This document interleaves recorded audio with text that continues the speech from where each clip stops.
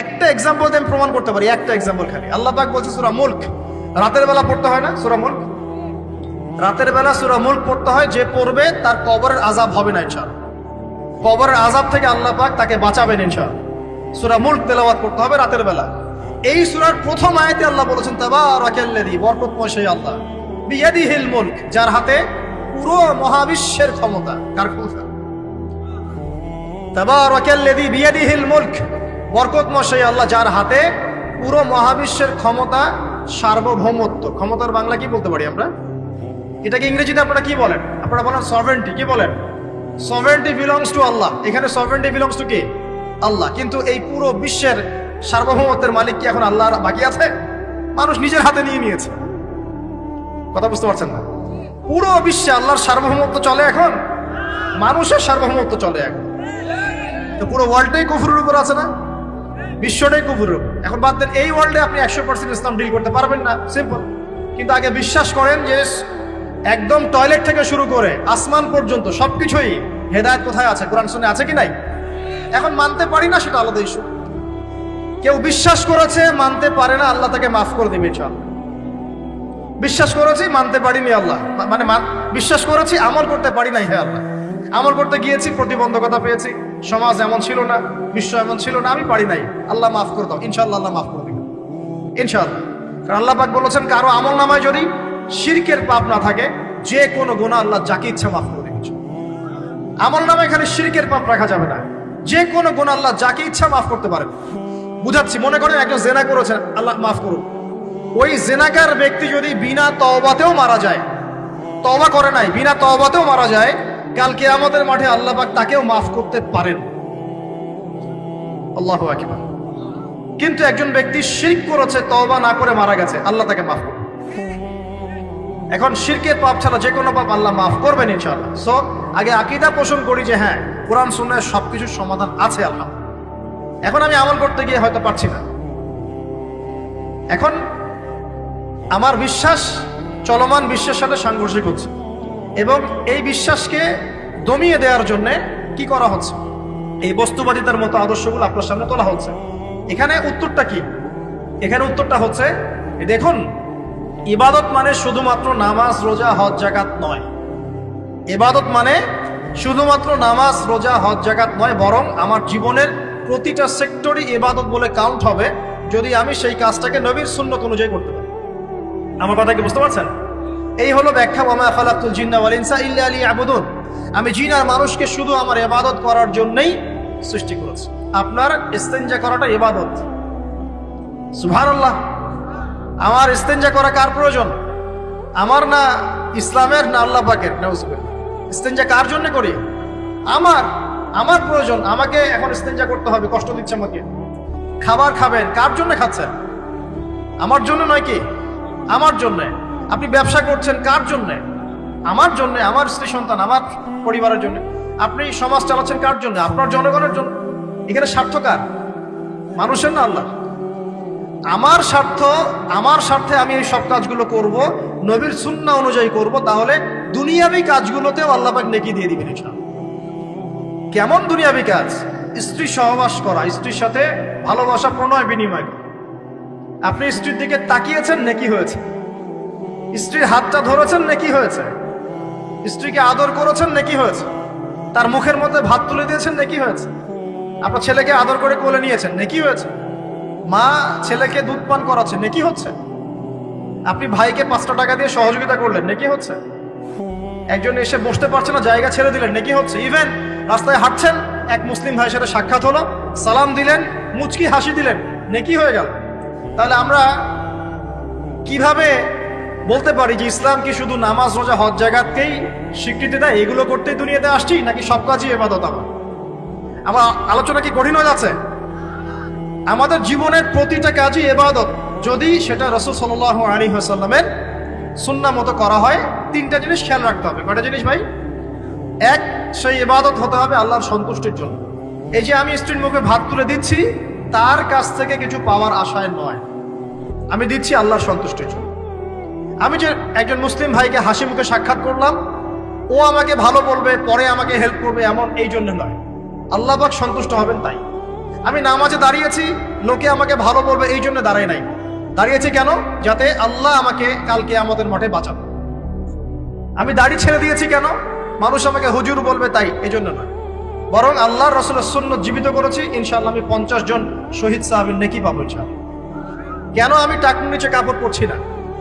কারণ কি মানুষ আমাকে বলবে নতুন ফ্যাশন? না, আমি এই কারণে পড়ছি যাতে রাসূল সাল্লাল্লাহু আলাইহি ওয়াসাল্লাম কালকে আমাদের মাঠে এই সুন্নাহর উপর আমল করার জন্য আমার পক্ষে সুপারিশ করেন। আমার ইবাদত, আমার পর্দা, আমার পরিবার, আমার ব্যবসা, আমার অর্থনীতি, আমার পলিটিক্স সবকিছু আল্লাহর জন্য করব, এই একটা হলো মূলনীতি ইবাদত কবুল হওয়ার। 1 2 সেই আমলটা হতে হবে রাসূলের সুন্নাহ মোতাবেক, অন্য কোনো পদ্ধতিতে নয়। মনে করেন আমি একজন খুব বড় বুজুর্গ হয়ে গেছি, নাউজুবিল্লাহ। আমরা এত বড় বুজুর্গ হয়ে যাই নাই, যে টাইটেলগুলো আপনারা দেন এগুলোর কোনো প্রয়োজনও নাই। এখন একজন বড় বুজুর্গ এসে যদি আপনাকে কোনো ইবাদতের পদ্ধতি শিখিয়ে দেয়, এই পদ্ধতিতে ইবাদত করো অনেক ভালো হবে, কিন্তু ওই পদ্ধতির সাথে রাসূলের এবং সাহাবীদের পদ্ধতির কোনো মিল নাই। মুখরোচক মনে হলো, দেখতে সুন্দর মনে হলো, এবং অনেক মানুষ তা করছে এরকম দলিল থাকলেও সেই কাজটা করা যাবে না। কারণ কি? কারণ সেই কাজটা রাসূল সাল্লাল্লাহু আলাইহি ওয়াসাল্লামের সুন্নাহ মাফিক হয়নি। আল্লাহ রাসূল করেন নাই, সাহাবীরা করেন নাই, বাস আমি করব। ইমামরাও করেন নাই, পরবর্তী জেনারেশনের কেউই করেন নাই। এখন যত ভালো টাটকা মজা লাগুক, দেখতে সুন্দর লাগুক, বহু মানুষ করছে, এইসব দলিলে ইসলাম টিকবে না। আল্লাহ পাক বোঝার তৌফিক দান করুন। 1 নম্বর শর্ত আল্লাহর সন্তুষ্টির জন্য হতে হবে। 2 নম্বর রাসূলের পদ্ধতিতে হতে হবে। 3 নম্বর খুব ডিফিকাল্ট, 3 নম্বরটা বেশি ডিফিকাল্ট। প্রথম 2টা পার হয়ে গেলেও 3 নম্বরে গিয়ে আমরা আটকে যাচ্ছি আর কি। বলবো? রাগটা করবেন না তো? 3 নম্বর হচ্ছে রিজিক হালাল হতে হবে। রিজিক হালাল হতে হবে। পশ্চিমের আদলে গড়া এই পুরো বিশ্বের বেশিরভাগ মানুষের রিজিক এখন হারাম। কেন হারাম? কারণ কোনো না কোনো ভাবে আমরা সুদের সাথে সম্পৃক্ত হয়ে যাচ্ছি, কোনো না কোনো ভাবে।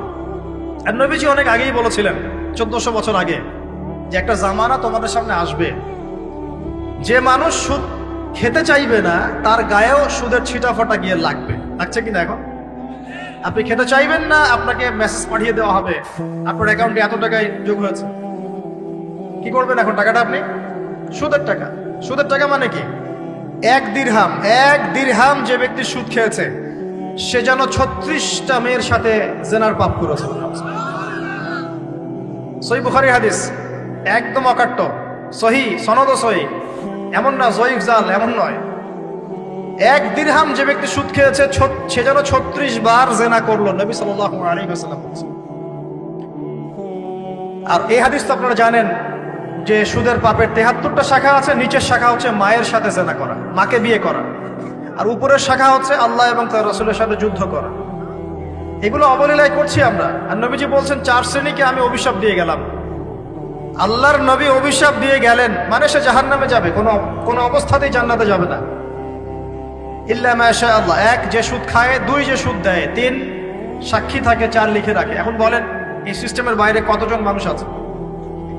এর বাইরে আবার আছে যাকাত না দেয়া, সম্পদ হারাম হয়ে যাচ্ছে। এর উপর আবার আছে ঘুষ যা না দিলে অনেক সময় চাকরি বাকরি হয় না। আর আস্তে আস্তে এগুলো আমরা ট্রেডিশন বানিয়ে নিয়েছি। এক সময় আমরা, শোনেন, এটাকে বলা হয় নিউট্রালাইজেশন, মানে স্বাভাবিকীকরণ। খুব কঠিন টার্ম বলে ফেলছি মনে কিছু কিছু। যেমন আগে ধর্ষণ হলে আমরা খুবই সোচ্চার ছিলাম এবং সারা এলাকা ফেটে যেত, এত বড় কথা। কেউ মাপে কম দিলে, ধরা পড়লে চক্ষু লজ্জায় সে সমাজে চলতে পারত না। কেউ চুরি করলে চক্ষু লজ্জায় বের হতে পারতো না। আস্তে আস্তে আস্তে আস্তে আস্তে আস্তে এই যে মাপে কম দেয়া বলেন, সুদ বলেন, জেনা বলেন, আস্তে আস্তে পাপগুলোকে আমরা নিউট্রালাইজেশন করে ফেলেছি, নিউট্রালাইজ হয়ে গেছে। হ্যাঁ, ধর্ষণ ডেইলি 4-5টা হয়, সুদ সবাই খায়, আমিও খাই, জেনা তো সবাই করে, বয়ফ্রেন্ড গার্লফ্রেন্ড ফ্রি মিক্সিং আছে, আমি করলে সমস্যা কি? ওর তো 4টা, আমার তো মাত্র 1টা। ওর চেয়ে আমি ভালো। ওর 5টা বয়ফ্রেন্ড, আমার তো 1টা। ওর 4টা গার্লফ্রেন্ড, আমার তো 1টা। আমি তো ভালো। আমার ছেলে খুব ভালো, শুধু মাঝে মাঝে একটু ড্রিঙ্কস করে, ব্যাপারটা এরকম আর কি। তো এই যে পাপকে নিউট্রালাইজেশন করা হচ্ছে আস্তে আস্তে, স্বাভাবিকীকরণ। এই ফ্লোতে আমরা মোটামুটি সবাই পড়ে গিয়ে এখন রিজিক হারাম হয়ে যাচ্ছে। ঘুষ দিতে হয়, না চাকরি হবে না। আবার দেখেন, জাকাত না দেওয়ার মধ্য দিয়ে রিজিক হারাম করে ফেলছি, সুদ খাওয়ার মধ্য দিয়ে করছি, ঘুষ নেওয়ার মধ্য দিয়ে করছি, কোনো কোনো ক্ষেত্রে করাপশন, অন্যের সম্পদ আত্মসাতের মধ্য দিয়ে করছি। এর বাইরে যারা ব্যবসা করছি, আমরা যে দুধে দেওয়া তুলসী পাতা এমনও নয়, কোনো কোনো সময় মাপে কম দিচ্ছি। এই যে টাটকা জিনিস বলে ভেজাল খাওয়াচ্ছি, 3 দিনের বাসি তেল দিয়ে ইফতার রান্না করে খাওয়াই দিবে, বলবে একদম টাটকা জিনিস। রমজান মাস আসছে সামনে না, কত যে মানুষ বের হবে যারা তারাবির নামাজ পড়বে একদম 20 রাকাত, ওখানে রাকাত নিয়ে ঝগড়া হবে। ঠিক ওরাই যখন দেখবেন বিকেলে দুপুরে ইফতার বিক্রি করবে, বিভিন্ন পণ্য বিক্রি করবে, দেখবেন যে দুনিয়ার বাসি পচা আপনাকে খাওয়াই দিবে। এই শ্রেণীর মানুষের ধারণা যে লা ইলাহা ইল্লাল্লাহ শুধু মসজিদে আছে, বাজারে নাই। এটা ধারণা, লা ইলাহা ইল্লাল্লাহ মুহাম্মাদুর রাসূলুল্লাহ এটা মসজিদে আছে, বাজারে, সমাজে, অন্য জায়গায় নাই। এটা তাদের ধারণা। তাদের এই ধারণা অচিরেই ভাঙবে যখন মৃত্যুর দূত চলে আসবে, তখন বুঝবে লা ইলাহা ইল্লাল্লাহ একটা সার্বজনীন কালিমা, যেটা জীবনের সব ক্ষেত্রেই চলতে হবে। আল্লাহ পাক আমাদেরকে বোঝার তৌফিক দান। ব্যবসা করছি আলহামদুলিল্লাহ, অ্যাটলিস্ট সুদ খাচ্ছি না। তবে এতটুকু মনে রাখবেন, ব্যবসায়ীদের অসততার কারণে, আমানতের খেয়ানতের কারণে একটা আযাব আসে। হাদিসের মধ্যে আসছে একটা আযাব আসে। নবীজি বলেছেন, যখন একটা জাতির ব্যবসায়ীরা মাপে কম দেওয়া শুরু করে, মিথ্যা কসম করে পণ্য বিক্রি করা শুরু করে এবং আমানতের খেয়ানত করে, তখন ওই জাতির উপর দুর্ভিক্ষ চাপিয়ে দেওয়া হয়। কি চাপিয়ে দেওয়া হয়? দুর্ভিক্ষ চাপিয়ে দেওয়া হয়। মনে করছেন যে হয়তো দুর্ভিক্ষ নাই, পুরো ওয়ার্ল্ড ওয়াইড একটা নীরব দুর্ভিক্ষ চলছে এখন আস্তে আস্তে। সকালে একটু আগে বলেছিলাম না, গরিব মানুষ আলু ভর্তা, ডাল আর ডিম ভাজা দিয়ে ভাত খেত আগে, এখন তারা বলে আমরা ডিমই দেখতে পারি না চোখে। ডিমও খাওয়ার এখন সামর্থ্য হচ্ছে না অনেকেরই। আপনি শোনেন, আমি একটা জব করতাম, মনে করেন স্যালারি পেতাম 5,000 টাকা, এখন পাচ্ছি 10,000 টাকা। কিন্তু 10,000 টাকা স্যালারি পাওয়ার পরেও আগে 5,000 টাকা দিয়ে আমি সংসার চালাতে পারতাম, এখন 10,000 টাকা দিয়ে পারছি না। কারণ কি? কারণ হচ্ছে মুদ্রাস্ফীতি, দ্রব্যমূল্যের ঊর্ধ্বগতি, এর পাশাপাশি আছে আমানতের খেয়ানত করা, করাপশন এবং কিছু অসৎ ব্যবসায়ীর এই দুরভিসন্ধি। এসবের কারণে সাফার করছি কারা? আপনি তো সাফার করবেন না, কারণ আপনার তো ফ্ল্যাট আছে বড়। আপনি তো সাফার করবেন না, বিকজ আপনার আমার তো 3 বেলা খাওয়ার টাকা পয়সা আছে। এই যে আমি এসেছি, আমাকে ভালো অঙ্কের হাজিয়ে দিচ্ছি, আমি তো সাফার করবো না। সাফার কে করবে? সাফার করবে রিক্সাওয়ালা ভাই, ভ্যানওয়ালা ভাই, এই যে রাস্তাঘাটে যারা আশপাশে বাসা করে আছে, যারা দারিদ্র সীমার নিচে আছে, এদের সংখ্যা কত আপনার মনে হয়? মিনিমাম 3 থেকে 4 কোটি মানুষ আমাদের দেশের মধ্যে। মনে হচ্ছে পপুলেশনটা কম? উমর রাদিয়াল্লাহু আনহু বলতেন, আমি ভয় করি যদি আমার অধীনে একটা মেষপালক, মানে যে মেষ চড়ায়, এই মেষপালক এবং তার মেষ যদি না খেয়ে মারা যায়, আমি ভয় করি আল্লাহ কাল কিয়ামতের মাঠে আমাকে দাঁড় করিয়ে বলবেন, হে ওমর, তোমার তত্ত্বাবধানে এই ব্যক্তি না খেয়ে মরল কেন?